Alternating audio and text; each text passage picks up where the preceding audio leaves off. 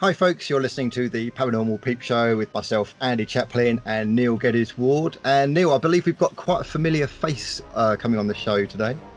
Yes, absolutely. We're going to dive straight into this one. We're not going to have our normal pre-show waffle. We actually have our guest, and you can see him there if you're listening on YouTube. It's Mark Johnson, producer of the Paranormal UK Radio flagship show, and he also runs the Paranormal UK Radio network along with Irene. So welcome, Mark, to our little show in the corner of Paranormal UK Radio land. Well, thank you, Neil and Andrew, for having me on. It's great to finally be on your guys' show for a change. I know we've had on our show. Yeah. Well, we're kind of more practiced at it now, so we feel a bit more confident in asking the more experienced hosts like yourself bigger questions and things. So we've just been talking about the weather before we came in, and everyone's a bit roasted and toasted today. I mean, we've got a bit of a heat wave going on over here. Andy's just sort of been in a car wash by the looks of things. Well, I'm on a bit kind of like festival today. So I've got a festival local to me called Stand and Calling, which I hope is still going ahead, but it very much depends on Boris's decision. So whether it goes ahead or not, I'm dressed for a festival, so I'm ready to go. You look very psychedelically festival. That really is very tie and dye and everything. Yeah. Yeah. So, and you're hot over there, Mark? You got some nice weather, or is... Well, we have a nice weather now. I think you guys have our heat wave from last week. I live in northern New Jersey, so I'm just an hour outside of New York City. But we had really, really hot days last week, and now it's cooled down into the 70s, and it's beautiful weather, and I am not going to complain. Excellent. And you also get a lot of snow over there. Hopefully you guys will cool off here. You'll get this in the next few days. Yeah. We're kind of doing a part exchange. We got thunderstorms coming, Neil. Have you seen that? I have heard of that. I was expecting it today, but nothing's come along. Nothing's come along so far. Next couple of days coming up. Big ones. That'll keep the dog awake. We always get a sound night's sleep with thunderstorms and dogs barking. Crikey. Anyway, we're crack on them. So Mark, welcome to the Paranormal Peep Show in our little monthly show that we put out, because I know you guys are really busy putting out your weekly show at the Paranormal UK Radio Network flagship show. So I thought we'd ask you the questions like for instance, how did you? This is what we tend to ask our guys. How did you get into all of this kind of paranormal stuff? Well, the paranormal stuff I've been interested in since I was a kid. I mean, when I was in what we call elementary school, when I was young, 7, 8 years old, we didn't have a library on our school campus. We had what was called a bookmobile, a traveling library that would come maybe once a month.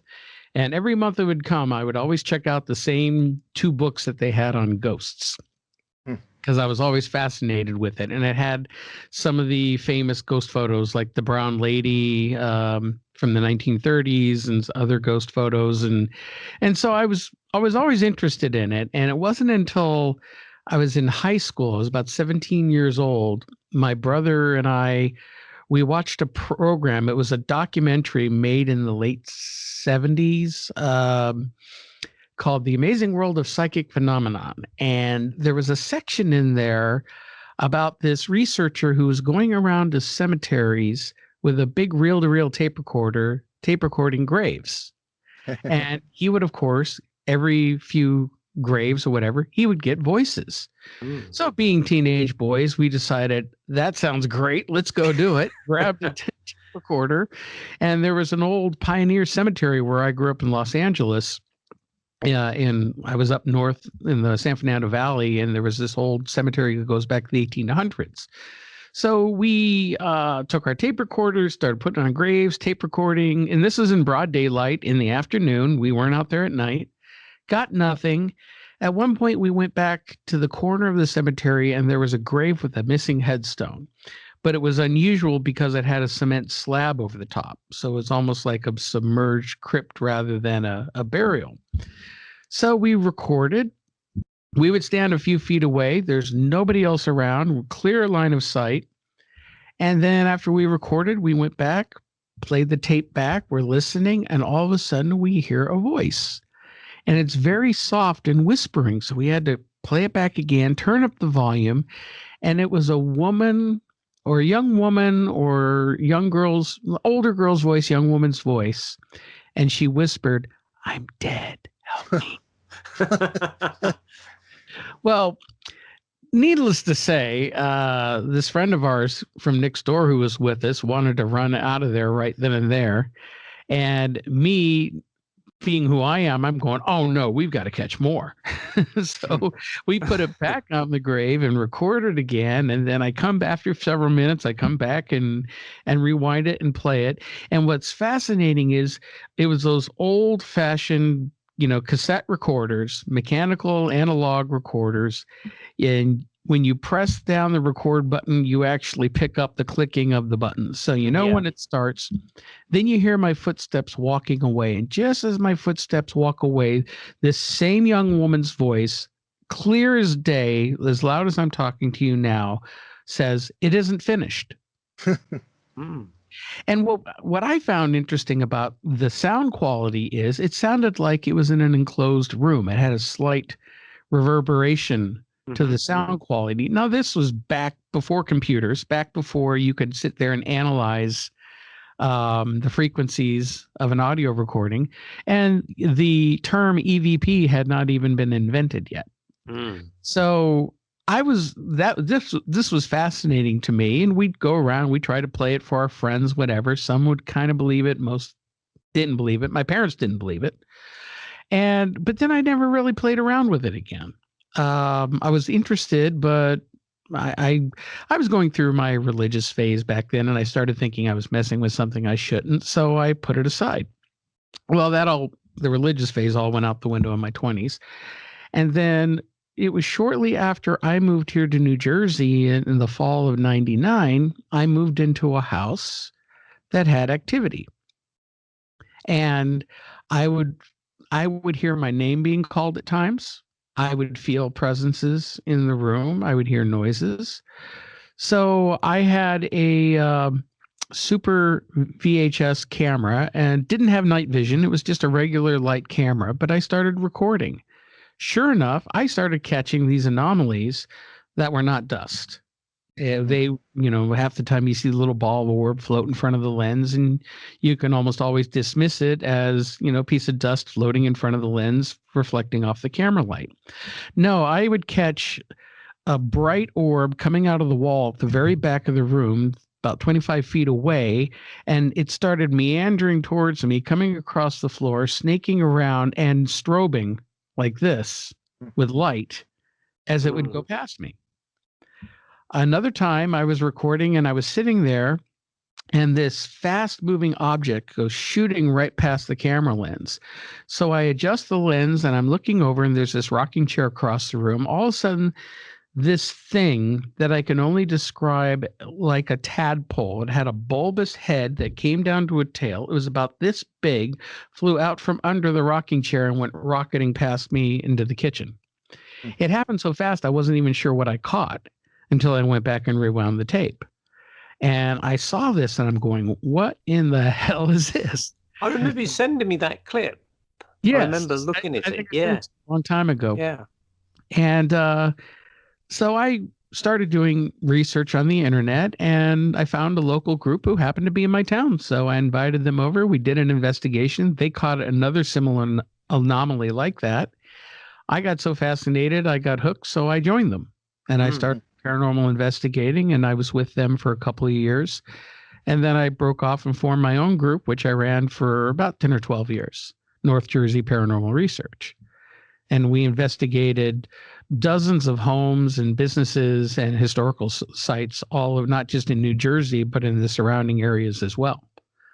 So is there anyone that you could put that clip online, Mark, for anyone that's interested that might want to see that? Is there anything you can upload it to? Actually, yeah, I have it uploaded. I'll just have to I have it my YouTube channel. I have the link, so I can send that link to you later. We can probably drop it in, for those that are interested, or put a link as well in the final YouTube version of this. When you did your later paranormal investigations in your own group, was you called upon to try and sort people's problems out, or someone just said, look, there's some noises coming, listen, they didn't give two hoots about, they weren't scared or anything, they just thought you might be interested, or did people say, look, I've got a problem, can you sort me out something? It depended on the case. in the beginning, it was people reaching out because they were frightened. They didn't know what they were dealing with. They were afraid they were dealing with something negative. They'd call us in, and this was just before the ghost hunting show started, before Ghost Hunters came in, and then Paranormal State, and then now we have a million different ghost shows. And we would go in with the equipment and record audio, video. We take measurements with EMF meters. We do all the things that they do in the shows. And then we would present the evidence afterwards and give our impressions. And sometimes, hey, we didn't find a thing. And we would try to find a rational explanation for it. Sometimes we would catch some incredible evidence. But one of the things that I started becoming a little disillusioned with is the fact that, just like most of these TV shows, I kind of got away from it. This is why the group kind of faded away a few years ago, and I haven't really been out there yet because I felt like we weren't really helping people. Because most of these groups go into these homes, just like the television show, we got to get in, we got to help these people. Well, the truth is they go in, they stir stuff up, they record, they capture some good evidence, they hand it to the client. Here you go. See you later. Bye. Yeah. People are still there and they still have to deal with it. And I started to not like that. And we didn't have anybody that we could work with, like a legitimate psychic or somebody that could help, whatever it was, cross over, provide a good explanation. I mean, sometimes we would find things that were benevolent, that weren't going to cause any trouble. People just could get used to it. But we still weren't in a position to cross anything over or handle it or try to quell it in any way. We were just coming in purely from an equipment point of view. And I started to get soured on that. And I started changing my approach and started using, I'm not psychic. I don't claim to be psychic, but I do sometimes get impressions, and I have had things happen on investigations. So I started trusting my own body and my instincts. If something popped into my head, I didn't just dismiss it, because I would find out later sometimes that information was correct. And so, I mean, as far as the cases go and the people, some people were dealing with some very legitimate, extreme haunting situations. Nothing I would call negative or demonic, but also I dealt with too many people who've watched one too many paranormal shows and were convinced they had a demon in the house. There seems to have been like a shift in direction, Mark. So, for instance, like the classic Most Haunted in Britain, which was kind of one of the forerunners, was very much about Derek Acorah, the medium, and everything revolved around him. And then over the years, it's kind of drifted away from using psychics and mediums and more reliant on things like tools and equipment and EVP cameras and EVP recordings and night vision cameras, etc. And they veered away from like the spiritual side, the spirituality side. And as you say, they go in there with the stick, they rattle up the hornet's nest, and then they disappear. And that kind of irks me as well, actually. And I think maybe they should drift back more into seeing it as a spiritual thing, and maybe, as you say, using ourselves, our own human bodies, as the best tool to use in a haunted situation. I totally agree. In fact, again, where I stand today, and I've done a couple of investigations these last couple of years, but not as many as I used to. I took a break, and now I want to get back into it. But I'm coming in from a very different approach. It's from a very spiritual angle. I mean, I still think equipment can play a part in helping to validate. I especially love audio recordings and EVP. I think that's some of the best evidence that we can capture doing an investigation. Video can be good, but sometimes it's also problematic because you have to weed out what's a false anomaly or what's real. And it doesn't matter. You could have the best looking video clip in the world, but you could put that online and you're going to have a million people tearing you apart because everybody wants to be a debunker and say, oh, that's fake or that's not real. So, we're not in a position to provide any real proof. And I'm not inclined to go out and investigate to provide any kind of proof to anybody anymore. It's more for me to learn. It's one of the things that with doing these radio shows for these last several years and talking to people like yourselves and experiencers and other people that I've been learning so much, and my whole view of the phenomena in general has completely changed. It's like a new paradigm. And What could you expand on that, Mark? Like what, for instance, what beliefs did you have in the past that have changed, and what have they changed to, and why? Well, I'll just use the example, like most paranormal groups out there, or even the groups you see on the television shows, they all come in from the perspective of what I call the Victorian era of spiritualism. Okay. They all repeat the same thing. In fact, they're all regurgitating what they've heard on other television shows or what other paranormal investigators. Oh, a ghost is the spirit of someone who's died. Maybe they don't know they're dead, or maybe they're afraid to cross over and they're haunting a location.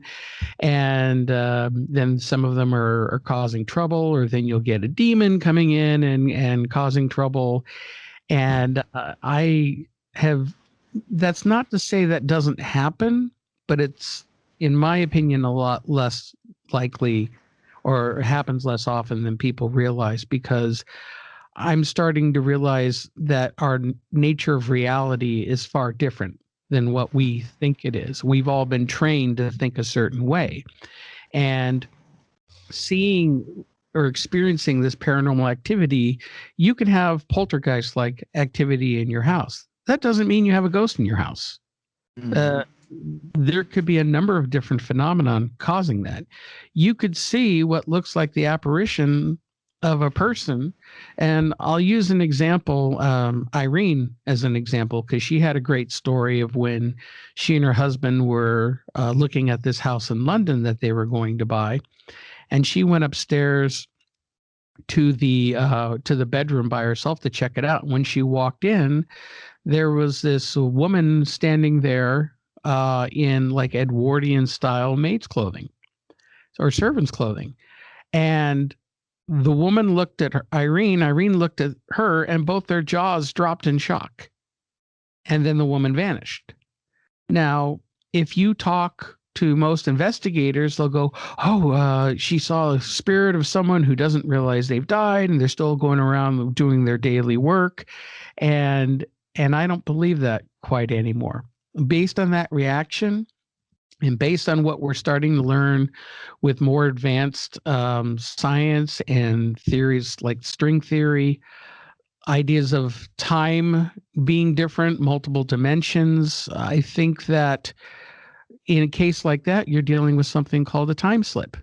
And I think in that case, you're dealing with Irene, and this ghost was not a ghost, but an actual living, breathing human being who just happened to be occupying a different space and time. And those two time periods blended and merged simultaneously. So they probably each thought they saw a ghost, but they were actually both living people. And I think a lot of times when people see an apparition that seems to walk through a wall that later you find out was a doorway, I think a lot of what they call residual hauntings can be summed up with this. They call it the stone tape theory, where depending on what you have on your ground, like granite or quartz or limestone, it stores up energy, and plays over and over again like a tape recorder. Yet I don't think people fully understand how it works. And I think how it works is it's playing with time. It's not that there's an event imprinted in time and playing over and over linearly. Time itself isn't linear. We're finding that all time is happening at once. And it's our perception of time, the way these hunks of meat up here in our brains work, we interpret time linearly. When in fact, if it's all happening at once, then it's easier to understand how these things can blend over and our perceptions change to a point where we're seeing an event that we think happened in the past, but is actually happening right now, just in another frame of time. There used to be an effect on the TV when you got stormy weather, and it's more analog TV than digital TV. And you would sometimes get a blending of stations, like the BBC would ghost over to the independent TV station or your commercial TV station, ITV as we have it here, and you'd see the newsreader sort of literally appearing over the screen of them. And really, that's almost an analogy of what you're saying in a sense. And the term was called ghosting by the engineers. Mm-hmm. And so, in other words, they weren't seeing a dead guy appearing in their room. They were just seeing someone else doing their own show on another channel, on another frequency, in another location, on another subject. And they were unaware of each other, but us as viewers could perceive them both. And almost you could draw parallels with what you're describing to a certain extent, I'd imagine, except in Irene's case, both the maid and Irene saw each other, which was quite an interesting take on it. Well, with that, it's just like you said, those two stations merge simultaneously, and it's kind of fuzzy. Person was see-through, so she wasn't 100% solid. So it's like those two radio frequencies that overlap, and television stations overlap, and you get that ghosting effect. Yeah. You also got to wonder, like, how much of ghost hunting is actual creating what they're looking for in the first place. So, for instance, I have this similar point of view, Mark, that not everywhere you go has got demonic activity, but you've got all of these ghost shows saying, oh, there's a demon here, there's a demon there. But if they're going in with the mindset that that is what is there and that is what they're looking for, are they actually coming across something that is there, or are they creating that for themselves? Well, I'll point out and I have to admit, it's my guilty pleasure favorite ghost show, which is Ghost Adventures. Yeah. And they come in and they've spent the last, they've been on like 15 years now, but they've spent a majority of their time looking for the most extreme and negative hauntings. And they always called demons, and they brought in exorcists to perform exorcisms and whatnot.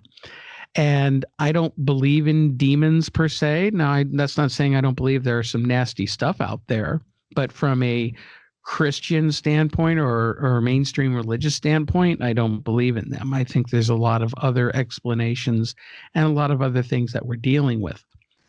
But they come into it with that preconceived notion and from a very religious standpoint. But I also think that because of all the investigations they've done, they've picked up so many attachments. Half the time, I think they're bringing stuff with them. It's not only just because of their preconceptions, but they get so much activity in all these shows. And it's one of the few shows that I actually believe almost everything they show is legit. They're not faking anything, like Ghost Hunters was caught faking things early in their series. But I don't always agree with their interpretation. They'll play some garbled EVP and try to tell you what it's saying, and I'm going, I don't hear that at all. But I know that most of the cast members have had things follow them home, have had things attached to them, and cause problems with them. And when they go to these locations, especially when they're dealing with some of the more extreme hauntings, I think that their attachments are just following right along with them and putting on a show. Yeah.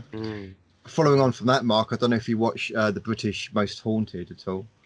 Oh yes, I'm very with it. So one thing that you got to take it with a pinch of salt. There are some dodgy parts that you think maybe they faked that. And I think Carl being dragged up the stairs. I can't remember specifically, but there's certainly some. I'll tell you one, for instance, where the camera appears to dip and then the stone gets kind of thrown across the room. So it's almost like the cameraman has kind of like gone like that, thrown a stone, but who knows? But my main point with Most Haunted is they always seem to get, wherever they go, they get like this knocking sound. They get this kind of like, I don't know if you can hear that. Yeah. They get consistent knocking. Now, the thing is, right, either everywhere they go, there's some kind of like ghostly karmic law where ghosts have to knock to communicate, or as you say, they've got some kind of attachment where the same thing is going around. Because I just can't believe that every single venue that they go, all of the spirits and the ghosts there know that they have to knock, because that's ridiculous. Yeah. So it's either one of two things. Either they're faking it. Yeah. And I've unfortunately have had dealings with television shows that have faked things. Not too happy with them. Paranormal State, I'm looking at you. But they also could be, again, who's to say, if let's say it is legitimate, who's to say that what they're not just bringing it with them, and it's the same thing that's attached to them and doing the same thing every single time. Yeah, that's a possibility. Bit like a tulpa. This is it. This is what I'm thinking. This is either a tulpa or a different type of entity that has attached itself to one or more of the crew and follows them around from investigation to investigation. And because they're going to these places and asking for things to happen, unlike going home and living your life and waiting for the next episode, you're actually asking for evidence. You're asking for something to communicate with you. And then, of course, it's happy to oblige. And then carry on. I think I'm right in saying that Yvette Fielding, like the main lady that hosts Most Haunted, actually stopped doing it for a while because she was having so much activity at home. I'm pretty sure I read that somewhere. Yeah, I read that too. But I heard otherwise because they kept getting razzed so much for faking evidence that they went off the air for a while, but then they came back on with a vastly reduced budget. I've seen a couple of the newer shows and the quality's really gone downhill.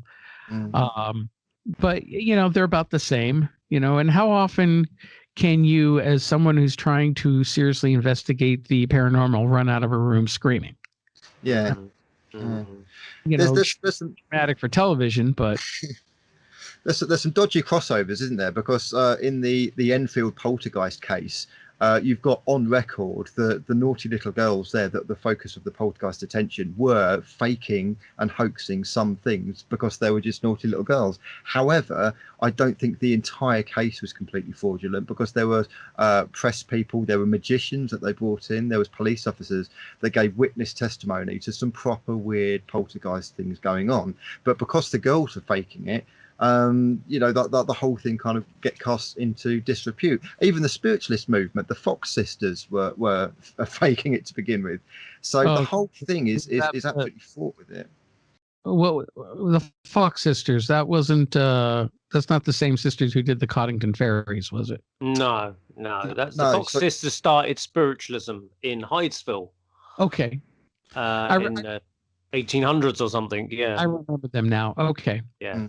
There's a whole controversy at the time because there were, the spiritualist movement in the Victorian era, there were hoaxers. There were people with ectoplasm that was cloth, shoved down their throats. And there were people coming out of cupboards. And, I think some people kind of like put the lights on quickly and found that, it was the medium that was supposed to be tied to the chair, up and about, blowing trumpets. I can offer a kind of counterpart to that explanation. And it's something that I had read years ago and I actually retried it to see if it still worked. Now, many, many years ago, I got this book on how to channel your spirit guides by a lady called Catherine Riddle, and she was a psychologist. And it gave all the instructions on how to go into a trance and produce the voice phenomena, etc., etc. And I thought, oh, this sounds cool. I'll do it. I was only 23 at the time, so let's get into this stuff, And I was reading through it. Now, one of the things it said towards the end of the book, as you kind of come into the culmination of about to do this thing, was that it said, if nothing happens, start to speak as if you're the spirit guide.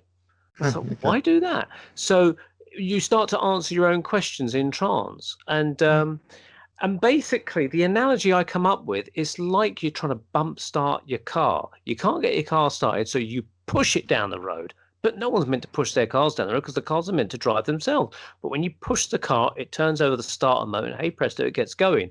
And I think what this was an attempt to do was psychologically bump start your psyche or whatever, and then the spirit latches onto the flywheel and grabs it and goes with it. Now, we tried this many years later here at this house, doing a Ouija board. And I said to my girlfriend, okay, it's not working. Let's try this technique that I read about 30 plus years ago. So I said, let's just ask questions and let's push the glass around. And we pushed it around, and 10 minutes later, hey presto, the glass started to move around under its own steam and started to give information. So maybe some of the accounts of people faking it, maybe yes, it might have been, but also possibly it could have been people trying a similar technique to bump start the seance. I see what you mean, Neil, and I would actually kind of agree with that completely, because I actually did a mind body spirit fair this past Sunday, and when I was doing my readings, the most difficult reading is when you're starting from absolutely zilch and nothing, and the person's not saying anything. Now, I don't want to do cold readings, and I don't want to kind of get information from them and reel it back to them. That's not what it's about. But if they're completely sat there, completely blank still, and not even talking about anything, it's very difficult to tune in. So what I find is when I'm doing readings like that, I want to get some kind of conversation going, even if it's about the weather, even if it's have they had a good journey here. For some reason, once you start talking, then stuff starts coming. Yes. And I think right, it's kind of like spirit or the psychic or whatever latches on or kind of flows with. It's something to do with the voice. I've noticed this when I've done readings for people myself. Yeah. And as soon as I've tried to do a reading using a photograph in an envelope, not getting much, but as soon as someone starts talking to me, bang, I start to get information through. And as long as that voice, and this is why mediums say, come on, I need to hear your voice. I need to hear your voice. Because that seems to be like the carrier way for the signals to come through. So yeah, it's a bit of to and froing, but it seems to like warm the whole thing up. And let's face it, when you do a comedy show on TV, before they actually do the recording, they bring a person in as a warm-up guy, don't they, to get the audience all rolled up with that energy. And I suppose, in a sense, maybe we're kind of doing something similar to that to warm us all up, get all our psychic energies. In the same way, in a spiritualist church, they want everyone to sing their hymns. So, I mean, I saw a number of years ago this medium, and I don't think she should have said this publicly, because it would have been disappointing to the first person that had the first reading. But she would say, okay, here's my first reading. And she goes, I must say, I'm not very good on my first reading, but it takes a while to warm up. And then she gives a reading to someone, and you think, oh, I feel sorry for the person that's being told that, because they know they're not getting as good a quality reading as person number 2 in the queue or something. Yeah, sure. They should have just kept it quiet. The Beatles never said, well, we're going to be our crap first song, but we'll warm up by song 3. They don't tell you that. It's unprofessional, A medium should be the same, in my opinion, So, but anyway, we're digressing. So back to Mark. To comment on that, it makes perfect sense, because everything is energy and vibration. Mm-hmm. So let's say I put up a camera in an empty room, or a recorder in an empty room, and walk away. I have caught evidence that way, but it's more times than often I haven't. But then when people come in the room and then they start talking, there's the voice, the sound coming out is a vibrational wave. Everything is energy, and everything is tuned to certain frequencies. And I agree that those frequencies, the vibrations from our voices, can stimulate those other energies into being able to communicate more, especially if we're dealing with something that's not 100% on this physical plane. Maybe it's just the next frequency over. We need something to help bridge that gap. So talking or playing music or doing something, I mean, look, even in Native American cultures, when the medicine man or shaman is working on for the spirits, they start singing. They'll sing, they'll chant. And what that's doing is the same thing. It's that vibrational energy. It's opening up a portal. It's opening up something that is allowing whatever it is that we're trying to reach out and communicate with, giving it that energy to be able to interact with us. And this is where rituals, presumably in religion, come from, although people don't understand what they're doing, why they're drinking the water, why they're chucking it all around, why they're throwing the smoke around the Catholic Church. But these are all little rituals, and it could be that they are psychically stimulating parts of the congregation or the people that are taking part. And that's when they make their connection with whatever they're trying to connect with. Symbolically, it makes people sort of shift their mind a little bit, which is what mediums have to do anyway. Andy, you know about this. You have to kind of shift your awareness a little bit when you're on stage and things like that. So you might have a little ritual that you're even unaware that you're doing, but you might say something to yourself. And what do you do to kind of get out there? Yeah, I mean, I'd agree with the rituals thing. For me, it's kind of like I have to change my mindset from one of being flustered and kind of like everyday mindset to like what they call the alpha state. So going into like a meditation. With me, I take like an iPod that shows my age. I've still got it; it still works. Take my iPod, listen to some meditation tracks, get myself really, really, really relaxed. And then actually, kind of when I'm doing my demos, if I've got other mediums, I'll try. It's a bit naughty. I'll try and get them to go first as almost like a warm up, or to kind of like give me enough time to kind of like really meditate and go into like a deep state of relaxation, and then they do their thing, and then I come in and then I do my thing. Mm, And I really do think like the carrier wave theory, that's quite a good analogy of using it. Actually, I think carrier wave is exactly it. mm. And then a lot of mediums and a lot of people who use meditation and trying to alter that state of awareness to out of this physical consciousness, what we consider consciousness, which if you talk to some people who are able to astral travel or being able to really connect with the other side, what we're living in is more of a dream, and what's happening there is more of a reality. Speaking in Native Americans, there was this famous Sioux medicine man, Black Elk. I don't know if you've heard of him. He was actually young, but he was present at the Battle of the Little Bighorn, where Custer was killed. But he was also at Pine Ridge Reservation when the U.S. Army came in and massacred the Indians for ghost dancing. But he told his story. It was in this book called Black Elk Speaks. And in there, he talked a couple times about having these. He got sick once, and through illness and high fever, and then he had these visions, and these visions were almost seemed biblical. It almost sounded like the way things are explained in the book of Revelations, how all this different imagery that was happening in front of him, and a lot of it seemed symbolic, but he swore up and down it was more real than our waking life is. And I've heard that from other people too. So it's like, is this the dream state we're living in? Or as some people like to say, we're living in the Matrix? Yeah. I mean, there's been messages come through various mediums. I think Leslie Flint's circle, where people would speak and you could hear the spirits talking aloud.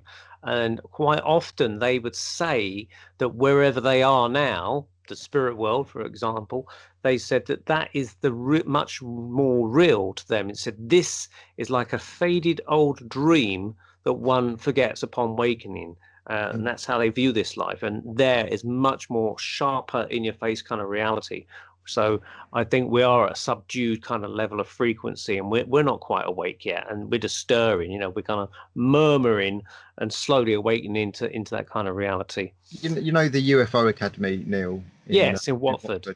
If you're not aware of it, Mark, UFO Academy is like a little group where they meet up in Watford in London or near London, and they talk about obviously kind of things to do with conspiracies, UFO, spirit, and that kind of thing. Their little family group did a Ouija board once. And their experience was actually quite positive. It wasn't kind of like dark and demonic. Basically, the spirits came through, and they basically said that the way that the spirit world views human life, it's almost like we're living in a goldfish bowl, and we're the goldfish, and our existence is really only what we see in the goldfish bowl, and we're not aware of what's beyond that. They didn't expand much beyond that, but that was the general gist of it. Well, I'll use another analogy: is visible light. We, with our eyes, can only see a sliver of the entire electromagnetic spectrum. That's what we see as visible light. But if you head out in one direction, you go all the way out into the infrared, or the other direction, all the way out into the ultraviolet, X-rays, gamma rays, and it's vast, but we only see the little sliver in the middle, and that's our reality. And that's how I view the many different parts of our reality in the universe. Is there's so much out there that we can't see. We used the analogy earlier of television stations or radio stations. They're all playing at once, but you have to be tuned into the one station in order to hear everything and see coherently. But, and then you tune into another station and you hear that station, which could be tuning in either psychically or through meditation, tuning into one of these other frequencies and one of these other realities. It's all sharing the same space as we are, but we're only aware of our own little sliver of it.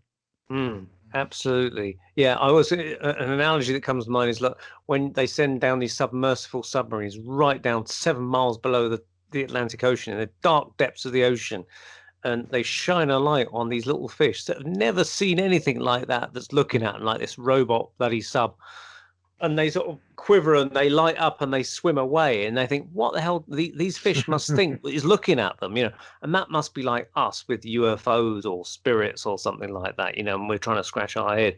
I mean, the fish has got a very limited intellect, you would assume, so it can't even contemplate what that was, whereas we're at least trying to sort of grab something and stick it into a frame of reference within our own world. Oh, that's saucer shaped, so it's like a flying saucer. Or as one load of natives called it actually a flying oven. And when this investigator said, why'd you call it a flying oven? And apparently their equivalent of an oven in their jungle where they lived was to dig like a wok shape in the ground. And that was, they said it was like their oven. And they were seeing their oven in the sky. So that segues nicely into UFOs anyway. So let's do UFOs now. So what's your take on UFOs, Mark? And obviously we got this thing coming up at the time of recording where, is it the FBI or the CIA or someone's going to release all these files now? Well, you want my honest opinion on that? No, they're not. No, they're not. and if they do, it's disinformation, because look, they've been releasing over the last couple of years some footage. They admit that there is a military program looking into UFOs. It's like they're feeding us little breadcrumbs, but that's all we're going to get. And they're going to throw up their hands and say, we don't know what it is, even though we all know as researchers how deep and dark the governments and military have been involved with actual, not only UFO research, but dealing with crashes, interacting with aliens, many stories about, like President Eisenhower supposedly meeting aliens at Edwards Air Force Base back in the 50s. The Dulce, New Mexico base, there was a firefight between U.S. personnel, Army personnel, and Greys that they found underground before a truce was finally made. There's all these things that happen, and that's not also to include all the Black Ops projects.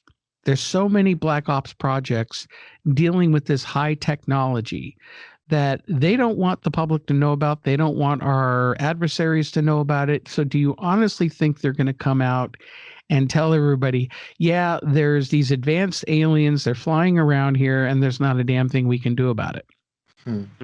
They're not. And if you also look at the general public's reaction to all of this, there is, and I'm not talking about those of us who are already interested in the subject. I mean the general public. Nobody's paying attention. Yeah. Nobody cares. The average person on the street doesn't even know it's happening. It's only us researchers that are seeing all this happening. I mean, over here on one of the major news networks on ABC, one of the big nightly news programs, they did a whole segment on UFOs and the military footage, the Tic Tac UFO that they filmed off the coast of California, off the USS Nimitz. And it was one of the first programs ever done that didn't have what a friend of mine calls the snicker factor. They weren't saying it tongue in cheek, rolling eyes, playing X-Files music, how they always used to belittle and put down anybody who would come forward with this type of information. And they took it halfway seriously.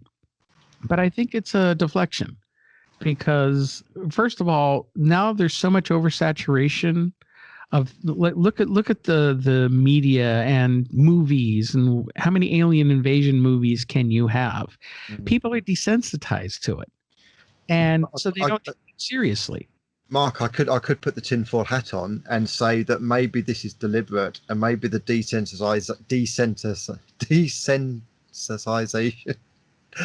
What word am I thinking of here? Desensitize. Desensitization of the public.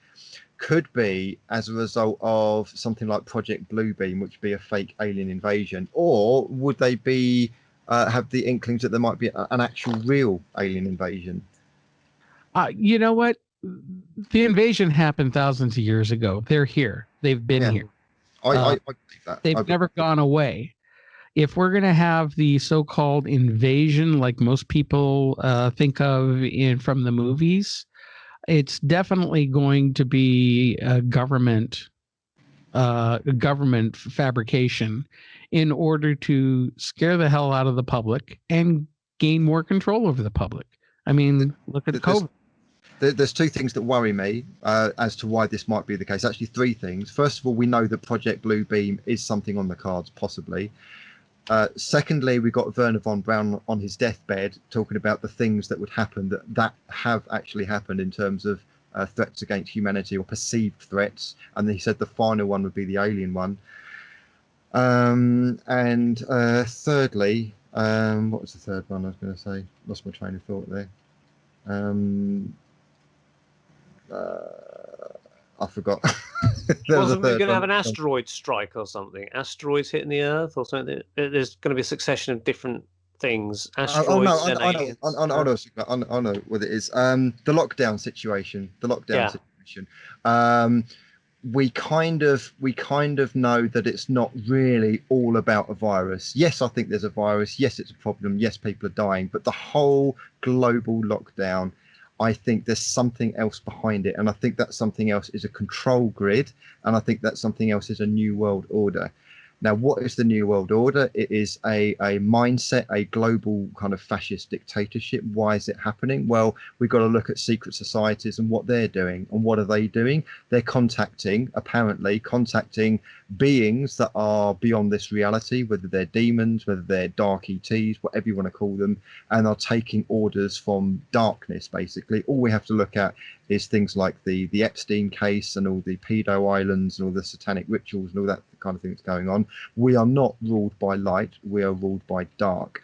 So I'm wondering if the lockdown situation could it be a pretext to like a total takeover, and who would be taking charge of that if that does happen? That's what worries me. Yeah, if you want to really look at it, I think the takeover has already happened because of look what they're able to do this last year and dictating to people to stay home and closing businesses. Now, they know they couldn't do it forever because they also can't have the world economy crashing. That's how they make their money. But we've lost so many freedoms since, and I'm going to point right at 9/11, right after 9/11 happened, and then Bush, who's a part of these skull and crossbones societies, and his father, and puts in the Patriot Act, and strips away so many of our freedoms and rights, as well as instilling the surveillance of people. And it's going global, and even countries like China. China scares the hell out of me with what they've come up with their facial recognition technology. They follow you everywhere you go, and then the social credit score system. And they seem like they're slowly trying to implement that over here too, in order to control people. Now, the absolute lunacy that has been happening the last 6 months. I mean, it's actually been happening longer than that, but since the current administration got in over here, illegally, in my opinion, since they've been in charge, it's like the lunatics have been let out of the asylum, and everything that they seem to be doing is destabilizing and changing society and canceling out and silencing anyone who dares speak against it. Or anyone who even wants to have a rational conversation about it. You can't even have a rational conversation without being labeled as a racist or you're white, so your opinion doesn't matter because you're a racist and you're an oppressor and all this crazy crap that is going on. And I'm not trying to get too political here because I think this goes beyond just politics. This goes beyond the survival as us as a species and whether we're going to live free or not. Yeah, and actually, freedom and oppression is a spiritual thing anyway. Politics and spirituality aren't completely, separate areas. We are talking about the rights of people. We're talking about liberties and, fundamental rights of freedom of speech. And I don't know if you saw, Mark, this is absolutely incredible. There's a lady from North Korea who defected from North Korea. I watched that yesterday. She went to a top Ivy League US university, and she said, quote, North Korea was crazy, but not as crazy as this. This is coming from somebody who lived under Kim Jong-un. It's just mind-blowing what is happening over there. I watched her interview. Yes. Yeah. And, if you want to, I know this is off the subject of UFOs, and we'll get back to it, but I've talked with a lot of mediums or people, UFO abductees, experiencers, or channelers, and there's a universal opinion that what we're seeing right now is the death throes of our current situation, or where humanity has been up till now. There's a shift or a change coming, and all this craziness that's happening right now is like the last desperate grasp of power and control, and we're going to be dragged kicking and screaming literally into the next phase of our reality. Now, what that's going to be, I don't know. I mean, I've heard so many different things from different people. We're supposedly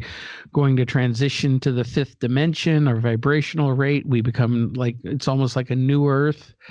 I don't know, but it's supposedly all going to change for the better. But you got to go through the worst of it before things get better.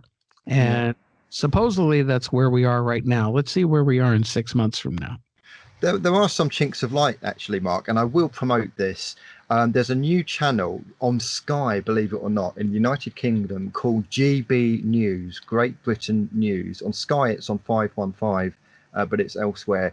This is apparently the anti-woke news channel. And I've watched it, and it's very amateurish, and there's a lot of gaffes, and the sound people should be fired because there's a lot of guests they have where the sound doesn't kick in for 10 seconds. And it is very clumsy, but do you know what? It's not woke. And it is an absolute breath of fresh air from the BBC and Channel 4 and ITV and all of those regular news networks where you're only getting one point of view, which is far left liberalism, wokeism. And to see GB News in all its clunky glory, it's absolutely fascinating. And I hope they eclipse and dwarf mainstream channels. That would be a dream of mine. Well, it can only get better. It's like over here, we have one station who in the past, I have to admit, they've had their own problems with pushing a far right propaganda. But right now, they're the only ones talking any sense is Fox News over here, because all of the other stations over here are so insanely far left. And their reporting of everything happening politically right now is a joke. Compared to the hysterics they were going into for 4 years when Trump was in office and accusing him of everything. And now Biden's doing things even worse, and they're going, "Oh, well, look at his favorite flavor of ice cream." It's this humanity double standard, and you know what? I'm like firmly in the middle. Okay, I lean a little bit right, I lean a little bit left. It all depends, if it comes down to social issues, if we can talk about things rationally and come up with real solutions to things, because I'm certainly not all for capitalism, because I think capitalism has gotten us in some really bad situations here in the West. But you can't go the other way either, because we've seen what an utter disaster that is, trying to control masses of people and telling them what to do and taking away their lives and livelihood. There has to be something a little bit different. But part of the problem is we also deal with greed and lust for power, and which happens in both spectrums of the political spectrum. So you have to take a step back and look at things from a more spiritual perspective and look at things on an individual basis. and not worry so much. And that's something I have a hard time with, is making myself take a step back and not get upset by everything I'm seeing going on in the world, and realize all I can do is my part, be positive, and focus on the spiritual aspects of things and ride it out.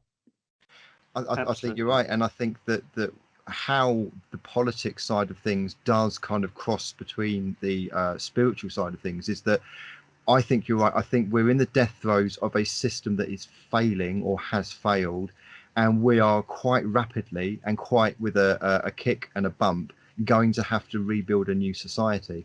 And I think the reason why you're getting different conflicting opinions from mediums and psychics in terms of the future of humanity is because we're really on a knife edge. We could either end up in Soviet Russia, communist China globally, or a completely euphoric libertarian freedom of speech. Everything's kind of looking after each other, looking after animals, looking after the environment, stop polluting, work with free energy, and all this kind of thing. And I think we're on a knife edge, and it could go both ways. And I think actually another way we could talk about the spirituality side of things from a quantum perspective, I think both realities already exist, both the heaven and the hell reality, and we just need to decide which we want to experience. And I think maybe we split up and go into both. This is it. The many worlds theory. This is where it gets mind-blowing, Neil, because there could be a Neil that goes into the heaven, and there could be another Neil that experiences the hell part. Yeah. Well, the higher self would say that's cool because I need to experience dark and light, and I need to have all sides of the oven or whatever. Yeah. We are about to take our break, gentlemen, so we can carry on with this in part 2. So thanks very much for the minute to Mark Johnson of the Paranormal UK Radio Network joining us on the Paranormal Peep Show, and we shall see you in just a minute.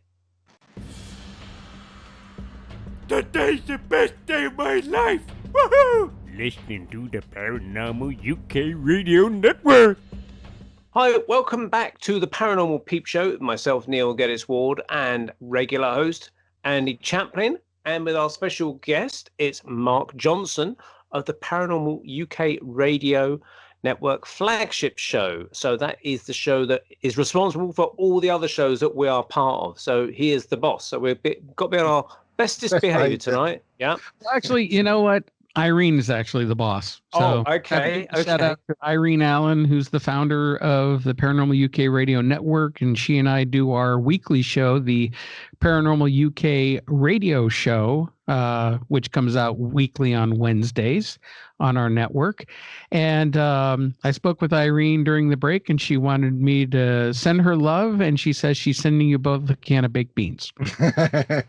I don't know what the connection is with baked beans. I think that's more Andy's thing, but very, very useful in lockdown. It's a long story, Neil, but she is the baked bean queen. She's queenie. Fair enough. Okay. Well, whilst we're talking about the Paranormal UK Radio Network, I know that you talked about, and I understand you've done shows in the past like Origins Radio or something like that. How did all the radio things start with you? Well, back when I was still in the height of doing my paranormal group, the North Jersey Paranormal Research, I was contacted by a local, and I mean really local, little tiny radio station that wanted to have a paranormal show. And they reached out to us, asked if we were interested, and we said sure. So we started doing a weekly show over there, and then they had, I think, 50 listeners to their entire station. But it was a good start. And then from there, we started branching out, and we went to a couple of different networks, some bigger than others. Eventually, the name of that show was called Unknown Origins Radio. And I did that one for about 5 years. And until we eventually wound up on Art Bell's network, the Dark Matter Digital Network. And we were there until I decided to pull the plug on this show because I was getting a little bored with it. But Irene wanted to do a show, and we wanted to do something that had more of a British slant to it because all the shows were American shows, which is why we started off with a Paranormal UK Radio Show, and then we jumped from there to make the network and invite other shows and people who wanted to make shows like you guys to give a platform for a lot of different paranormal shows, specifically British shows. and because it was like an underrepresented market back at that time when we first started. Now there's a lot more out there, but I still think we're one of the best. And you guys' show is one of my favorites, certainly, that I like listening to. So yeah, that's how. But we've been doing the PAUK thing for about 4 or 5 years now too. So. So and how did you and Irene come across each other? And obviously, being in Britain and America, I suppose it was the internet, wasn't it? Well, I'll make this a long story very short. We were introduced by someone that Irene was working with in her old group. She used to run a group called Spirit Rescue International. Now, her group was different than most paranormal groups, as they were mostly made out of psychics and some researchers who would virtually help people around the world using psychic abilities and remote viewing, helping people with their issues. I think the farthest away Irene ever worked and did a case was in New Zealand. Wow. And this one guy who will remain nameless used to be her number 2. And originally I met him through another friend because he was over here in America, and they invited me. I had him on my radio show, and then he hooked me up with Irene because we seemed to have a lot in common. We hit it off, and we became great friends. Well, unfortunately, this made the other guy jealous. We found out real quickly he was a psychotic narcissist, and he started doing all sorts of really bad, crazy stuff. Let's just leave it at that. And eventually, he stormed off in a huff, thankfully.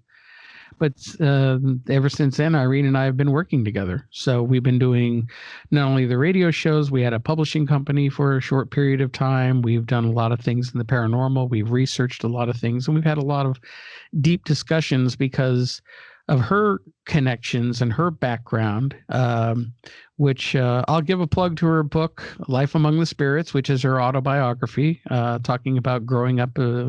She hates the word psychic, hates it with a passion. She doesn't like being labeled. We call her an extrasensor, just because that's what the heck that means.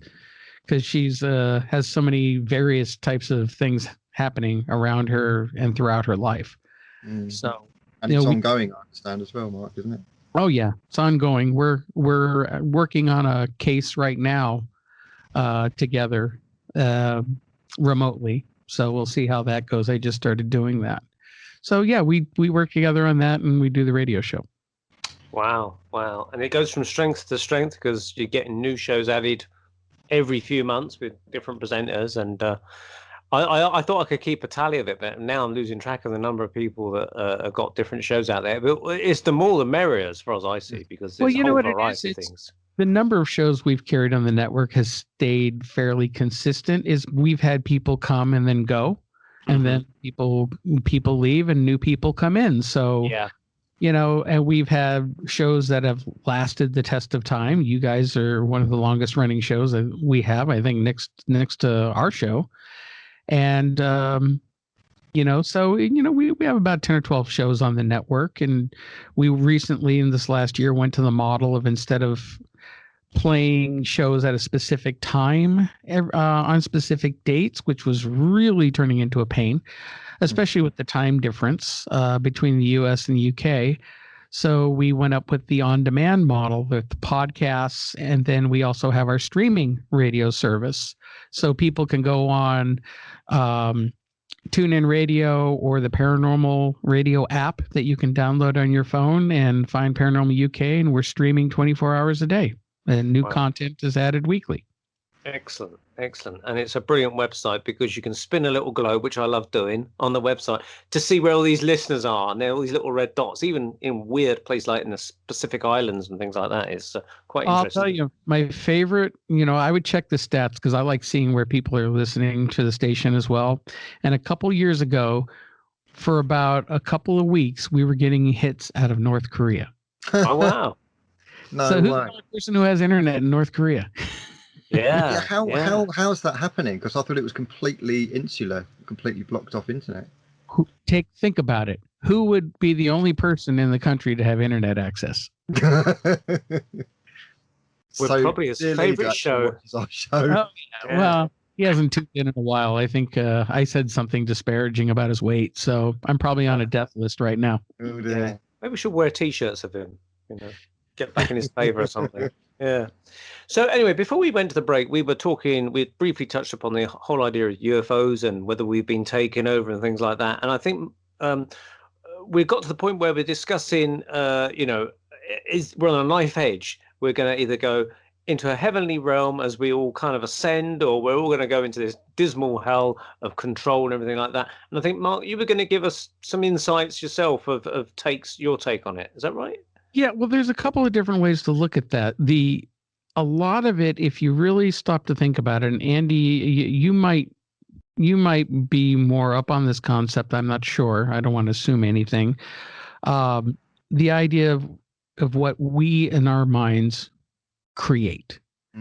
And there's the term create your own reality. And a lot of that, people misunderstand what that means. But if you're somebody who looks at everything positively or looks in the good, then you know what? Usually the better things happen in your life, or you can manifest more positive things. If you're a very negative person, you could be getting hit with all sorts of negative things. And you're going, why me? Why is this happening? Well, is it your attitude creating it? But the same can also be said of, let's say you die, you shed this mortal coil, and where is your brain going to put you? Where are you going to go? Could you go to the heaven? Could you go to hell? And I think all of those concepts are creations of the mind anyway, because what's really waiting for us is far different and stranger, and it's almost incomprehensible to our minds. Now, we've had the opportunity to interview a lot of people who've had near-death experiences and some of the things that they've seen, and some people have had very positive experiences. If they're very religious, they might meet Jesus, if they're very Christian. Or I interviewed a gentleman one time who had a very negative experience there, that he went to hell in his near-death experience, and it scared the crap out of him. But you know what? When he came out of it, he changed his life. And I think a lot of it, what we experience when we go over, when we first cross over, has a lot to do with our own attitudes and expectations, until eventually we acclimate, kind of come back into our totality of our higher self, as you mentioned, Neil, because what we're experiencing right now is just a filament, a tendril that's coming out of the higher self that's coming down into this life and this dimension. Some of the stranger concepts that I've learned to accept more in these last few years that I struggled with is the idea of multiple realities happening at once. We could be living multiple lives at the exact same time we're living in this one. Things are not so linear. We talked earlier about the idea of all time happening at once. If that's the case, then all of our past lives and future lives are all happening at the same time as well. So I start to liken it as our higher self, or that piece of the God self, however you would like to call it.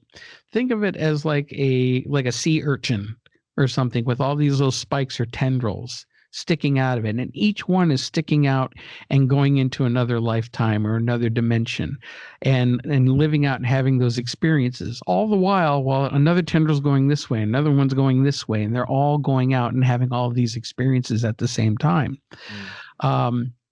Whitley Strieber had mentioned in one of his books, and when I got to talk to him once, about the fact that he had visions during his meditation experiences of him living several different lifetimes. I mean, simultaneously to this one, with he and his wife in different situations. One, they were very poor, living in like basically a shack, but they had each other. Another one, he was living all alone, and this is back when he was still married, but he was living all alone, a very lonely existence. Other existences were more positive. So we could be living not only multiple different lives, like past lives, future lives, but various versions of this life.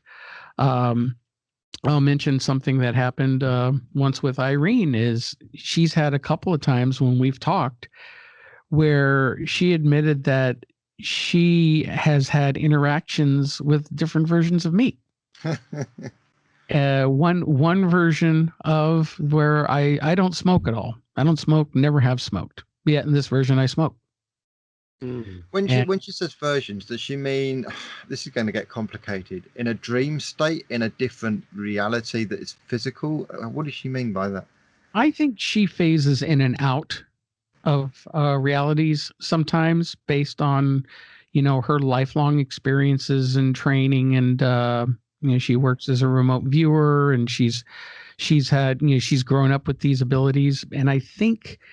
Because there are times when I'm talking with her, I'll notice a shift, and sometimes I'm not exactly talking to her.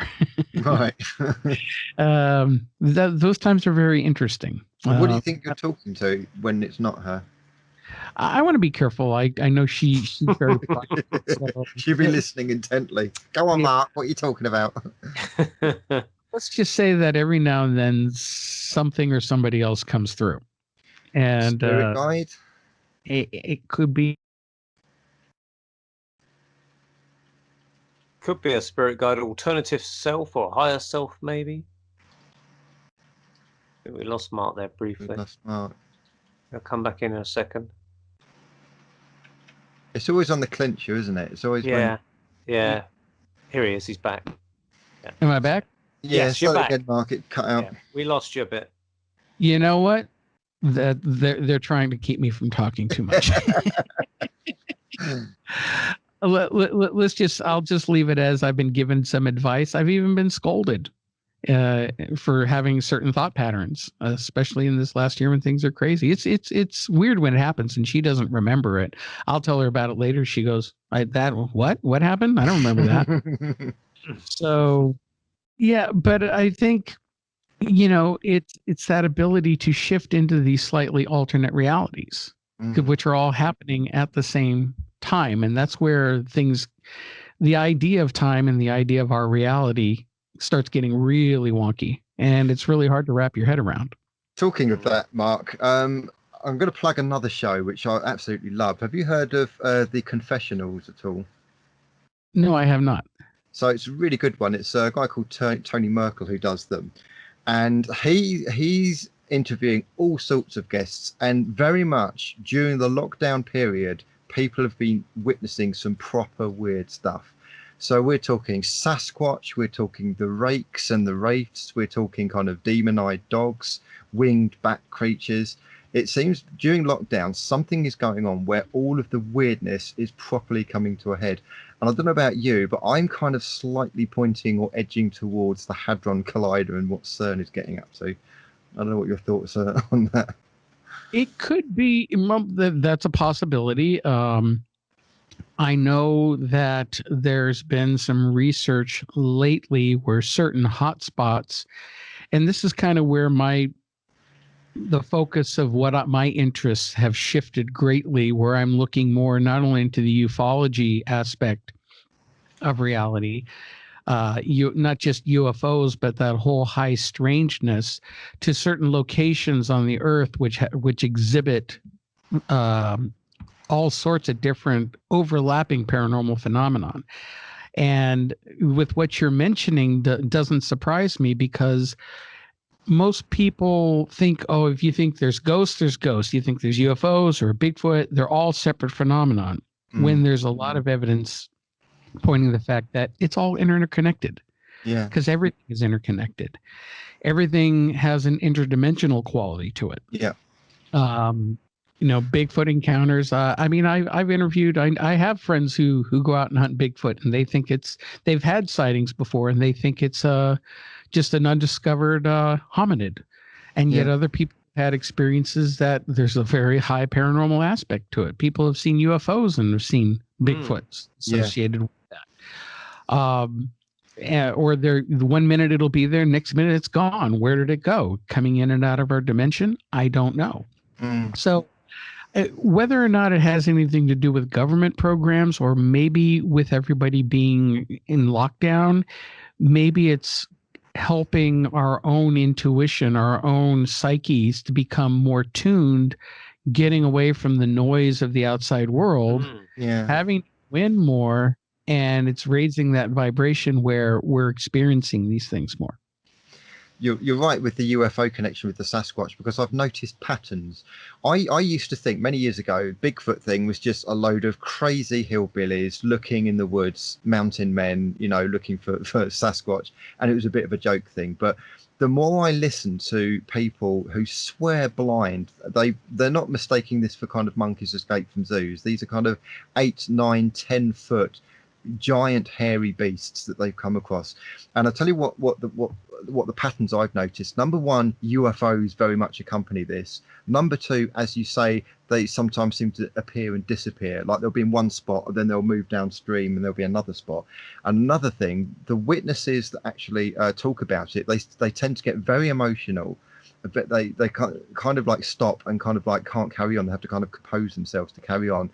And they'll always say, I would never want to see that again. I do not want to go looking for it. I'm worried about hunting now. I never want to see it again. So there's consistent patterns of more than one people, quite a few people who have seen these things. Something is going on.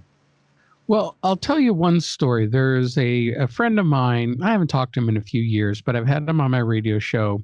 His name is Tim Stover, and he runs, he's out of Ohio. He runs Ohio Bigfoot Hunters. Now, he had a sighting, now I'm going to say about 25 years ago, where he was deer hunting and he was up in a tree stand where, if you understand that type of hunting, the hunters just stay hidden above ground in the tree stand waiting for deer to come by. And he was sitting in this tree stand and it was just becoming dawn, and a movement caught his eye and he turned to look, and 40 yards away from him, standing there, was this big, hairy creature. And he said it was the ugliest thing he's ever seen in his life. And he just stood there. The creature was standing there kind of looking around. It did not seem to be aware of him up in the tree stand. So he was just frozen. He watched this thing for about a minute or two as it stood there. And he was wondering, is this a man in a costume? What's going on with it? He wasn't sure what it was. Then he said it turned to walk away, and that's when he really started to get scared, because he saw the muscles underneath the hair. Yeah, the way the hair was matted and moving. He goes, "This was no guy in a costume. Yeah. This is a living creature." And he spent almost every day going out there whenever the weather is fine, going out every day looking for it again, trying to find it, doing his research. A couple of times I think he's caught some stuff, but then there was this one time a few years ago where he was experiencing paranormal things out in the woods. Now, you hear about people seeing lights out in the woods. Yeah. Well, he shoots everything on video. He has a YouTube channel where whenever he goes out, he puts it on YouTube. He shoots with thermal imaging and night vision and all sorts of things. Well, he went out one night and he turned the camera on himself, and he's filming with his girlfriend at the time, and they're talking. And as they're talking, this ball of light moves behind him, and it's not a bug or an insect because it's too far away from the camera, and it goes behind a tree that looks like it's about 10, 15 yards behind him. So it's obviously not a speck of dust. And it weaves in and out of the trees as it moves along, which I thought was very intriguing. Now, he's not a paranormal guy at all. He doesn't know what to think of the paranormal. He thinks Bigfoot's a real creature, but yet this light appeared. Then about a week or so later, I'm in the store in local Walmart with my wife, and all of a sudden he calls me, and he calls me from the middle of the woods. It's dark in the middle of the woods, and he is freaking out. And he goes, "Mark, I had to call you right away. Good thing you had cell phone service out there." He goes, "I just saw something and I don't know what it was." I go, "Okay, well, tell me what you experienced." And he goes, as he was walking through the woods, this ball of light about the size of a soccer ball drifted out of the woods and drifted up and floated right in front of his face a few feet away. And stayed there. And I asked him, I go, "Well, how did you feel when that happened?" Because he didn't think about it. He goes, "Now you think about it," he goes, "I was very calm. I didn't feel anything at all. I mean, it felt very calm and peaceful." But then after about 30 seconds of this thing floating in front of him, he remembered his cell phone. So he reached down to grab his cell phone to get a picture of it, and it just, boom, vanished. That's when he got scared. That's when the fear came rushing in. The calm was gone, and he called me up kind of in a panic about it. Again, these balls of light have been seen around areas where there's Bigfoot activity. Yeah. They've also been sighted in areas where there's high UFO activity, where not only were metallic craft are sighted, but these balls of energy. One case that I've always been very fascinated in, and we have a new television program that's on right now over here in the States, is the Skinwalker Ranch in Utah.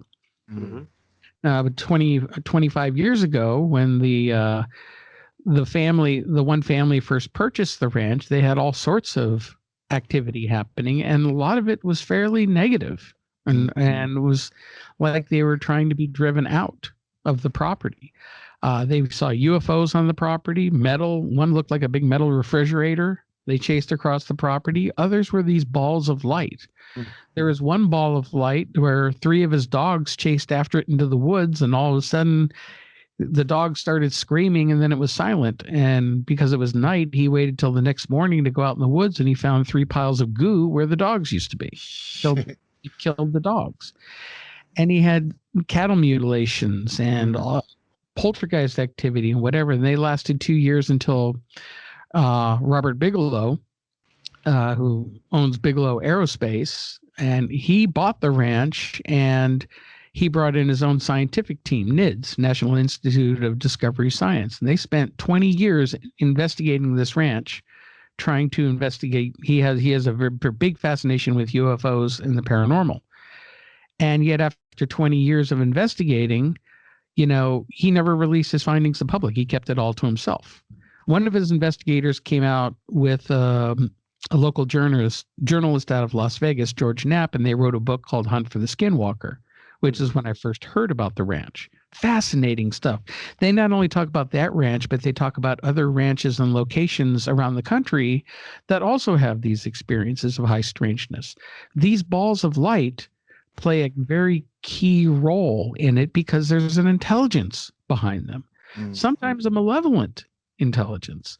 One time, a couple of the NIDS investigators were up on the ridge over the ranch, and they saw these balls of light, and all of a sudden one of the investigators, who was a PhD, started freaking out because he got a very clear message in his mind saying, "We are watching you." So, who watches the watchers? Yeah. One thing that disturbs me, Neil, do you remember talking about somebody that was talking about the mysterious disappearances of people in national parks in America? Thousands of people disappear every year in America in national parks. David Paulides, who wrote a series of books called Missing 411. And then there's also Stephanie Young out of the UK. She's written a bunch of series of books about people going missing in the woods and other types of phenomenon. But that happened. Yeah, that's a big thing where the National Park Service claims they don't keep records of people who disappear in their parks, which I don't believe for a second. But yeah, very famous cases of people who've disappeared. There's the Todd Seas case, where this guy went out on his ATV and didn't come back, and then they found him a few days later dead, but he wasn't decomposing. He had supposedly enough cocaine in his system that would have killed 10 horses. It was not natural. The way they found his body and everything, it was in an area that was previously searched. And it's a very mysterious case. And another one, a little boy disappeared with his family while in the woods and was gone for a week or so. They found him 5 miles away on top of a mountain 10,000 feet high. There's no way that child could have gotten up there, but yet somehow he did. I mean, he was dead, of course. But was he mutilated or anything like? Nothing like the cattle. Because there's cases about human mutilation. Yeah, one was found up a tree, Neil. Remember that? I think it was a homeless man. No, I can't remember that. Literally found up a tree, and he was mutilated, and that's kind of like one of the biggest kind of like dark secrets of the cattle mutilation thing is that it's not just cattle; it can be humans as well. Yeah, I've heard about human mutilations. I've seen some pictures of that look disturbing. I don't know if they're legitimate pictures or not. It doesn't happen as often as cattle mutilations or animal mutilations. Now, there's another guy here in the U.S. Living outside of Phoenix in what's called the Rainbow Valley. It's about 45 minutes southwest of Phoenix. He owns a small ranch called the Stardust Ranch, and he's owned it for about 25 years or so. He and his wife bought it. And the activity that's going on at that ranch is, in my opinion, more intense and negative than what's going on at the Skinwalker Ranch. Wow. And he's had numerous investigators out there. Ghost Adventures actually came out and shot an episode there. And they caught a lot of weird stuff while they were there. UFOs flying overhead to things moving around inside the house. And but he's had so much negative. He's had negative gray activity in there where they tried abducting his wife. And one time things were getting he was so intense, he was putting weapons around the house like guns and baseball bats and samurai sword that he had. And one night he woke up and found his wife floating out of the room, and he runs after her, and she goes outside the house, and there's a big spaceship, and they're trying to float her up into the spaceship. So he grabs an AK-47 and unloads 2 clips into it until it drops her and lets her go. And she wound up getting really sick from it, bad burns and whatnot. They've had encounters in the house where he claims that he has killed several of these grays with he has this samurai sword that he's used. And it sounds fantastic. It sounds almost like BS, but when you listen to the story and how him talking about it, it's very compelling. And he says what's strange is when you ask him, well, what happens to the bodies? What'd you do with the gray bodies? He goes, they disappear if you don't take the head. Just vanish in a puff of smoke. But he did get one where he had tissue, and he sent it off to a lab to get examined. And the scientists at the lab who examined it found that it had a lot of plant qualities. There were chlorophyll and other qualities, along with not exactly humanoid, but different types of animal qualities to it. But the chlorophyll aspect is what was really intriguing. Of course, about a year after the scientist examined the samples, he died. Yes, how convenient. Now you mentioned getting the head, so it suggests for him to find that out, he must have at least got the head off one of them. And has got it in the fridge or something. he's hinted that he has some evidence stored, but he's also been harassed. He's been harassed by men in black, and he's been trying to sell the ranch. But I also could tell he has a fascination with it, or like a compulsion where it's hard for him to leave. His wife wanted to leave from day one. She never liked the ranch. He has his book out about his experiences. I think it's just called The Stardust Ranch. And, she never liked it from the very beginning.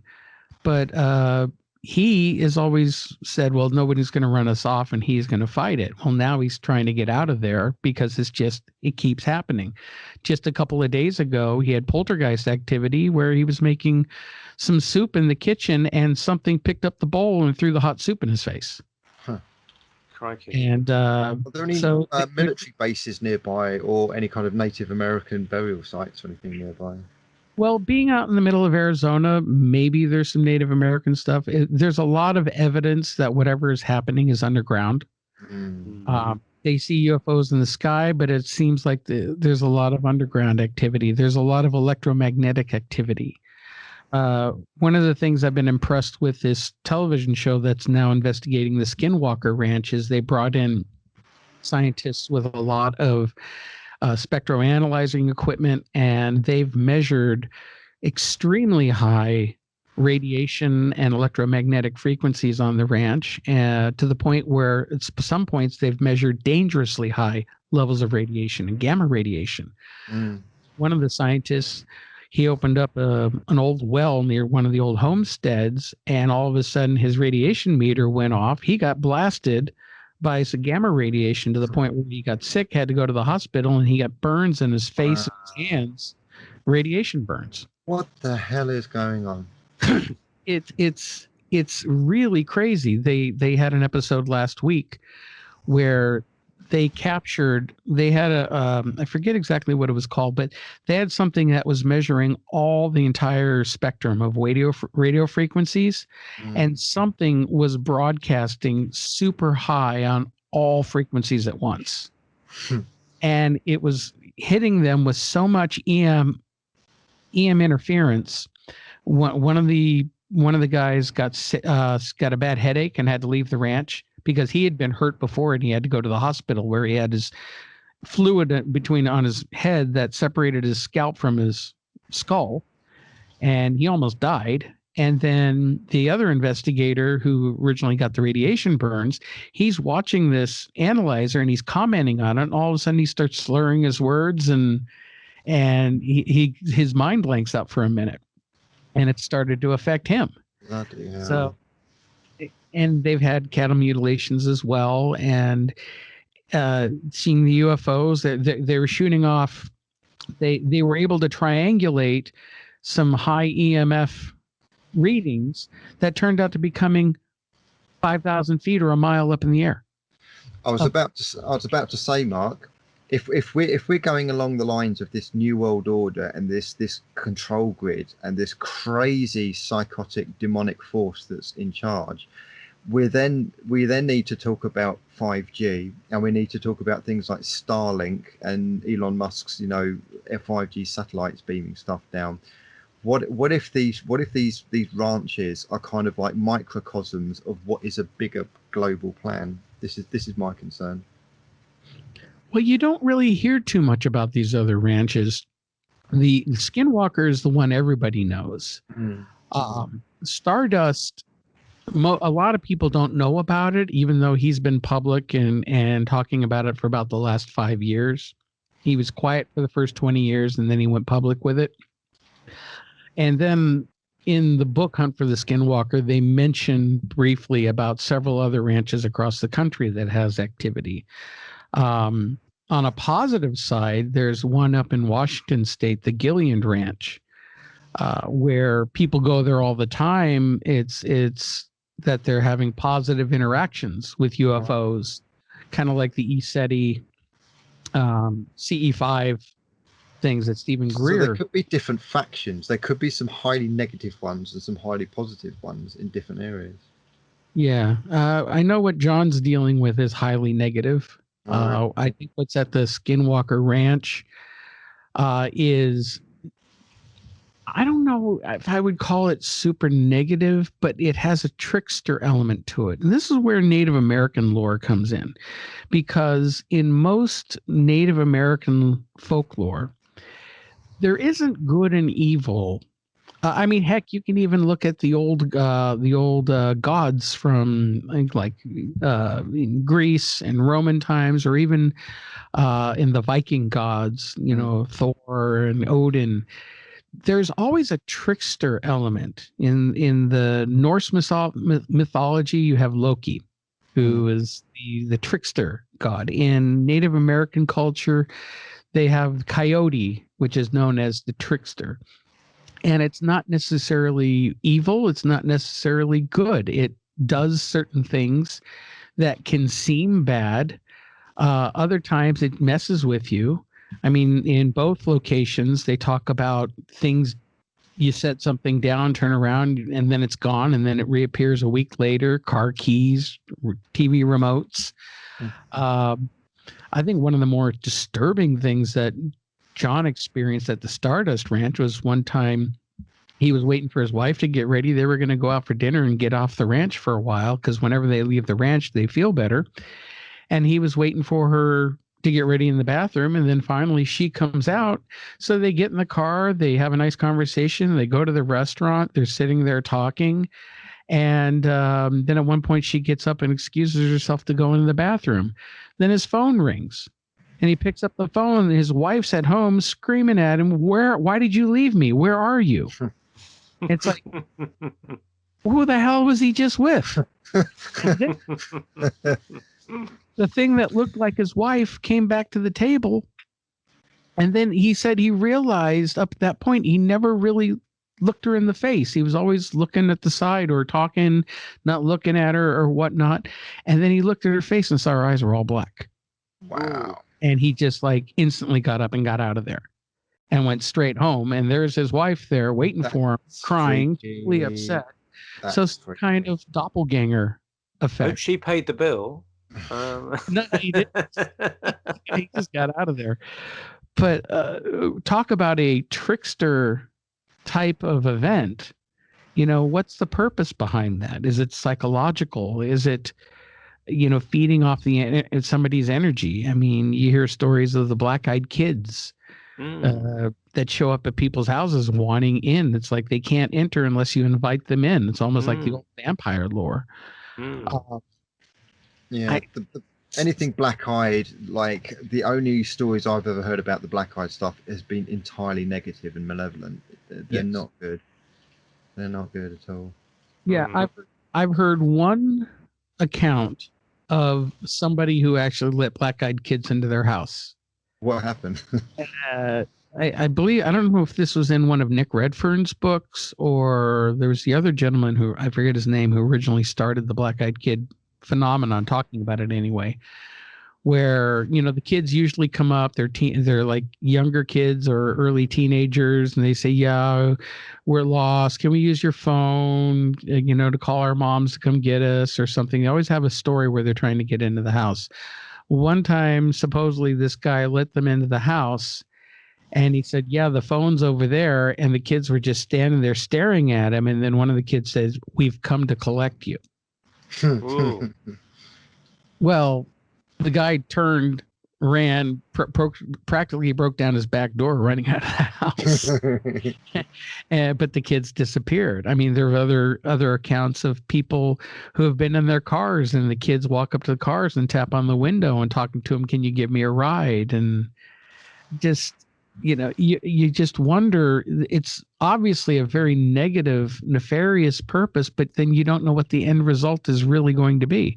Now, could it be what we mentioned earlier, people who are disappearing, especially in the national parks? Now, how are they disappearing?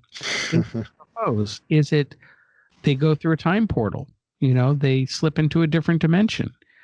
You hear stories of people who have time slips where there's that famous case of the women back in the 50s in France who were walking down the street, and the next thing they know, everything just kind of shifted and changed, and they look around and everyone's in outfits going back to the Napoleon days. Yeah. And this lasted for a few minutes before they switched back. So maybe the black-eyed kids could be hybrids because they've got black eyes like the alien greys. That people have said that they see kids on the ships that are half grey and half human, and maybe this is what's happening to them. They're homesick. Well, it could have been leading into an abduction phenomenon. I mean, I know that in a lot of UFO lore and abduction lore, these beings are able to affect our perception of them.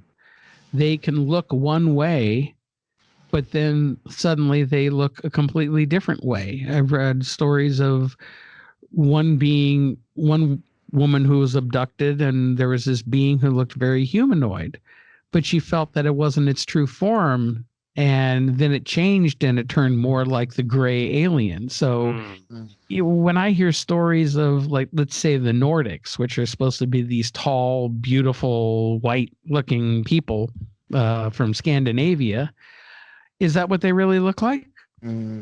Or is it some type of a screen memory, or they're messing with the person's mind enough to project that image? Mike Cleland, who wrote this book, The Messengers, which talks a lot about owl imagery and how people who've had UFO experiences see owls in various situations. A lot of them seeing like a 4-foot tall owl standing in the middle of the road. Well, there are no 4-foot tall owls. But owls have that, with the big eyes. It's a screen memory for alien UFO activity. I had many years ago some strange experiences with owl women coming to visit my house, all to do with the birth of my daughter. And my then wife had a miscarriage, and she swore blind that this woman who was half owl and half human flew through the wall with its feathers of its wings brushing across her face, which is what woke her up. And she saw it and saw it screeching, and it passed over her head and out through the bedroom wall. And I woke up thinking, well, it must have been a bad dream or something.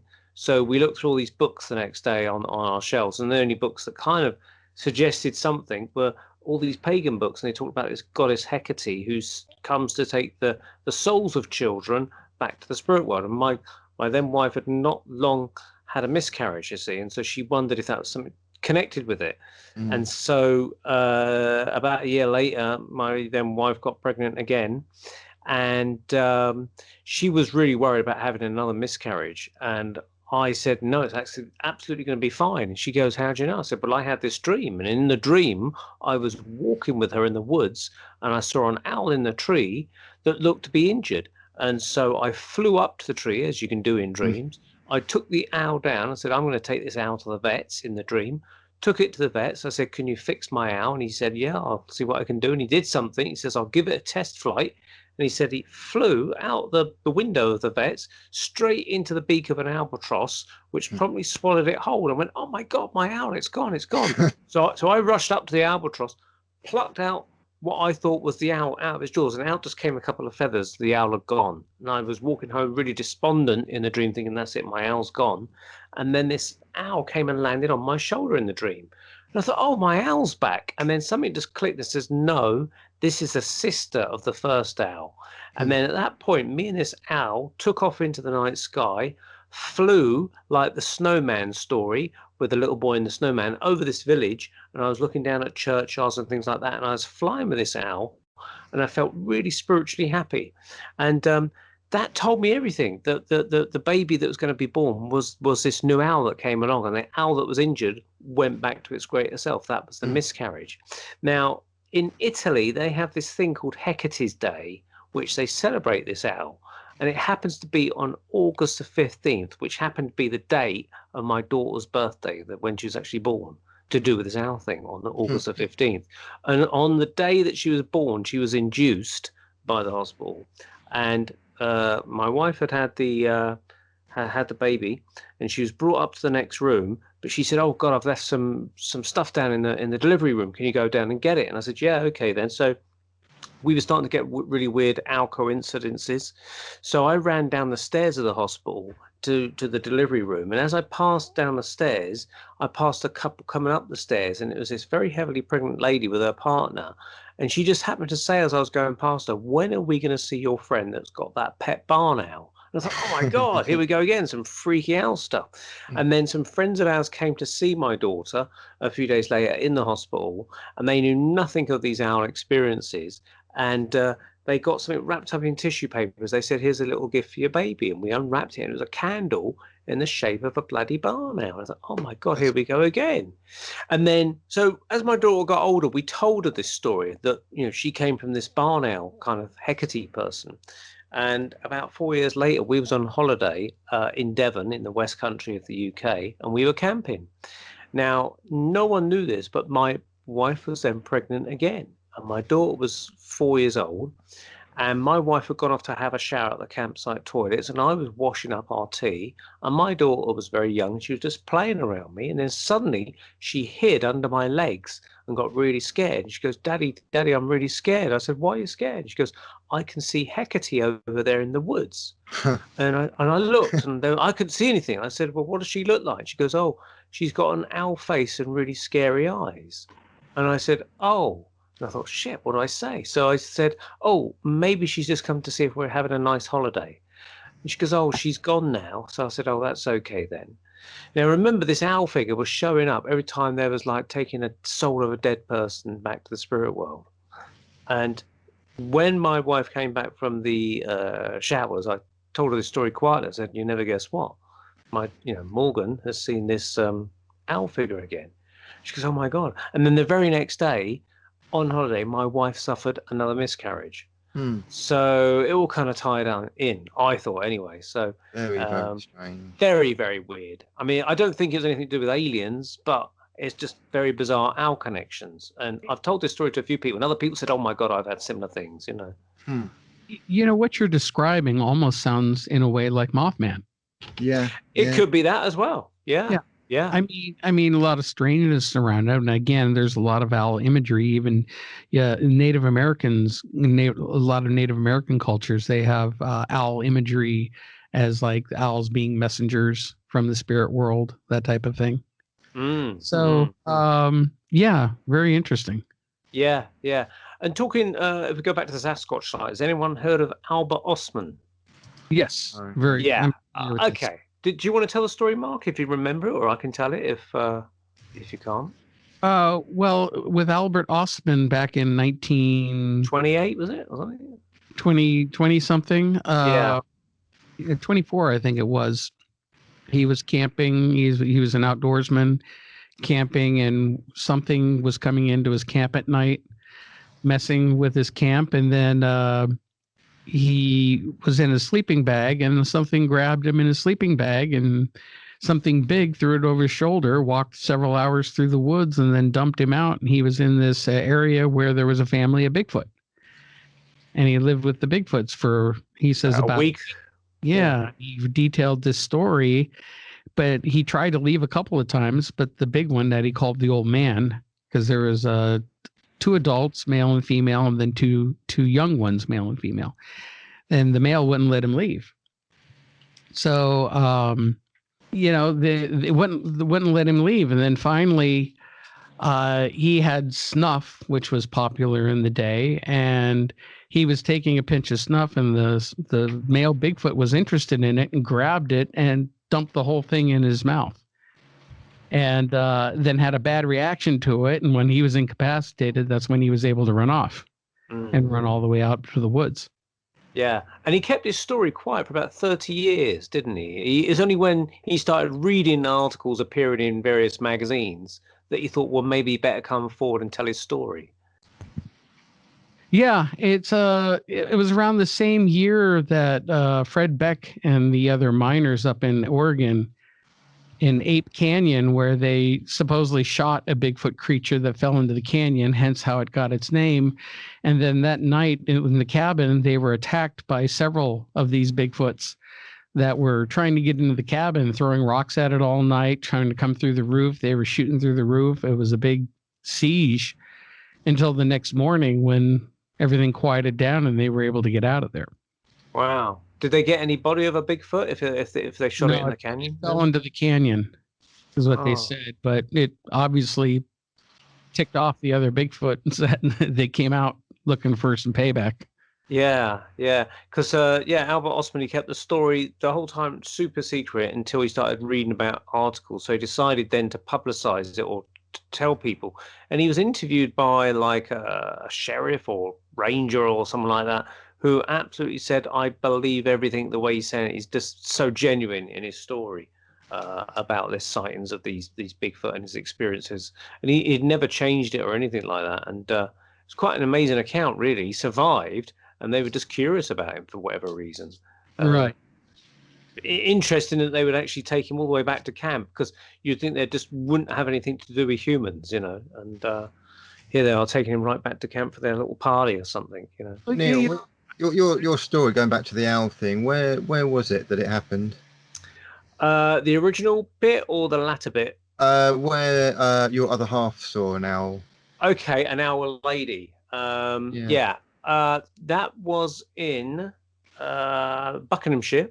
Okay, where we lived. Yeah, in Buckinghamshire. Yeah, and then we had the second. Then I had the owl dream again in Buckinghamshire, maybe a year later.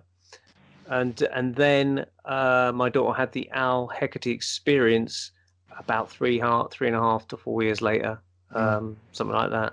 The reason I'm asking, as you were talking, I was doing a search for owl symbolism. In Native American culture, they're a symbol of death, actually, and hearing owls hooting is considered unlucky, and they warn children to stay inside and not cry too much, otherwise the owl might come and carry them away. Yeah, see, it kind of ties in a little bit with the whole thing of this Well, Hecate one. But I had a dream once. This was not long after my brother passed away, and in the dream, my brother was there, but he was off to the side, watching, and then in front of me was this little owl.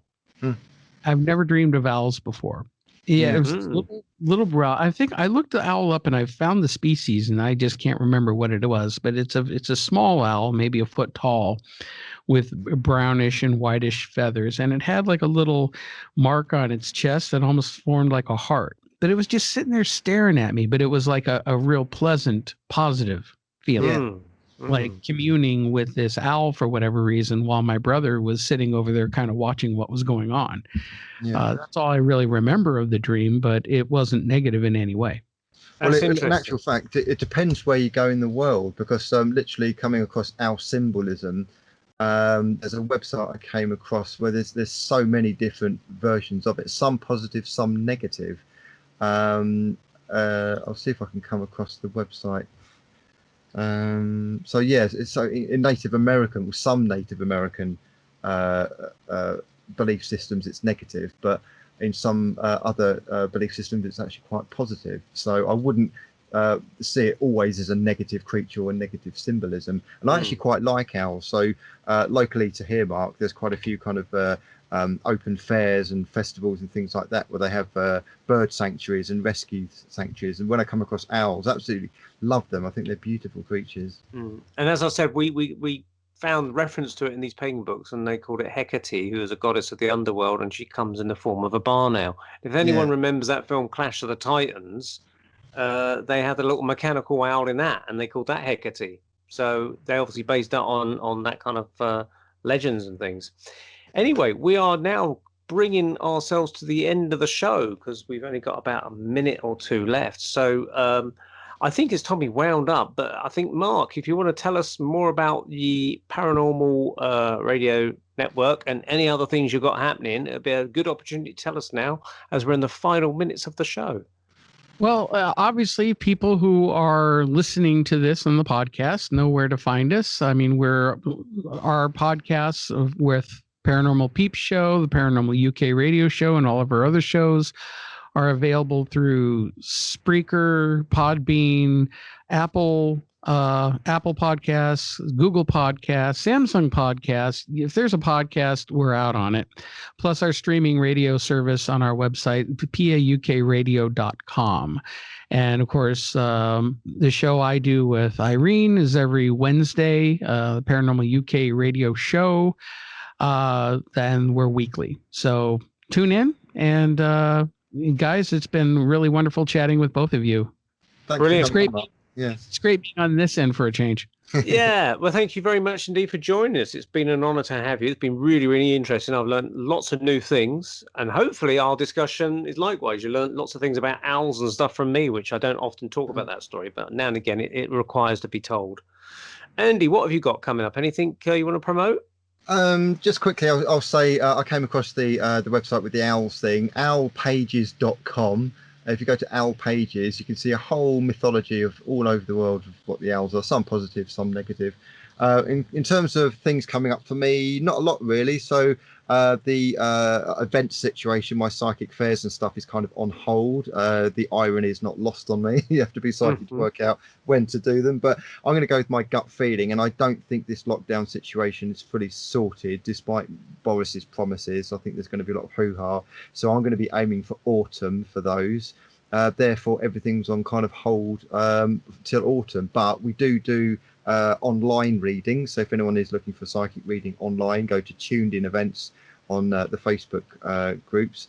Also join Paranormal Peep Show and Paranormal Radio UK on Facebook as well. And please do hop onto Sky and other kind of broadcasters and have a look at GB News, Great Britain News, because it is anti-woke, anti-far left, and pro-freedom of speech, which is what we need right now. And I would second that with UK column news as well, which is something I watch regularly. So that's a good one to find out about jibby jabs and all that sort of nasty stuff that people are trying to give us for the benefit of humankind, to turn us all into owl people, maybe. I don't know.